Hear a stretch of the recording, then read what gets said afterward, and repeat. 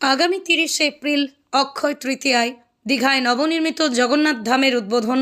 জগন্নাথ মন্দিরে বিগ্রহের প্রাণ প্রতিষ্ঠা করার কথা স্বয়ং মুখ্যমন্ত্রী মমতা বন্দ্যোপাধ্যায়ের। ২৯ এপ্রিল হবে বিশেষ হোমযজ্ঞ। তার আগেই দেখা গেল সৈকত নগরীকে নিরাপত্তা বলয়ে মুড়ে ফেলা হয়েছে। দীর্ঘদিনের স্বপ্ন বাস্তবায়িত হতে চলেছে।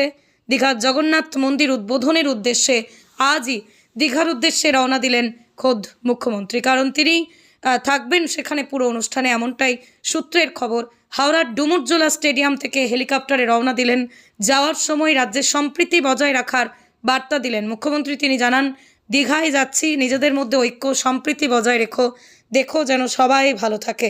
এই প্রসঙ্গে বলতেই হয় যে 2018 সালের 6ই ডিসেম্বর দীঘায় সমুদ্র সৈকত ধরে ওল্ড দীঘা থেকে নিউ দীঘার দিকে বেড়াতে যাওয়ার সময় প্রথমবার একটি জগন্নাথ দেবের মূর্তি, একটি মন্দির মুখ্যমন্ত্রীর নজরে আসে। আর তারপর থেকেই তার ভাবনা, এই দীঘাতেও পুরীর আদলে জগন্নাথ মন্দির তৈরি করা হোক। মন্দির নির্মাণের দায়িত্ব বর্তায় দীঘার শঙ্করপুর উন্নয়ন পর্ষদের উপর। শুরু হয় জমি খোঁজা, তারপরে কাজ শুরু, সেই অপেক্ষার অবসান। আগামী 30 এপ্রিল অক্ষয় তৃতীয়ার পুণ্যলগ্নে উদ্বোধন হবে দীঘার জগন্নাথ মন্দির, যা অনেক দুস্থ মানুষের স্বপ্ন পূরণ হবে, কর্মসংস্থান বাড়বে সেখানে, এবং দীঘার পরিবেশে একটা অন্যরকম পরিবর্তন আসবে, এমনটাই ধারণা করা হচ্ছে। যারা পুরী যেতে পারেন না তারা দীঘাতেই দুধের স্বাদ ঘোলে মেটাবেন। আর তাই এবার সেই প্রতীক্ষার অবসান। দীঘার জগন্নাথ মন্দির উদ্বোধন করতে আজই দীঘার উদ্দেশ্যে রওনা দিলেন মুখ্যমন্ত্রী। হাওড়ার ডুমুরজোলা স্টেডিয়াম থেকে হেলিকপ্টারে রওনা দিলেন। যাওয়ার সময় রাজ্যে সম্প্রীতি বজায় রাখার বার্তা দিলেন। বলে গেলেন, আমি দীঘায় যাচ্ছি, ঐক্য সম্প্রীতি বজায় দেখো যেন সবাই ভালো থাকে।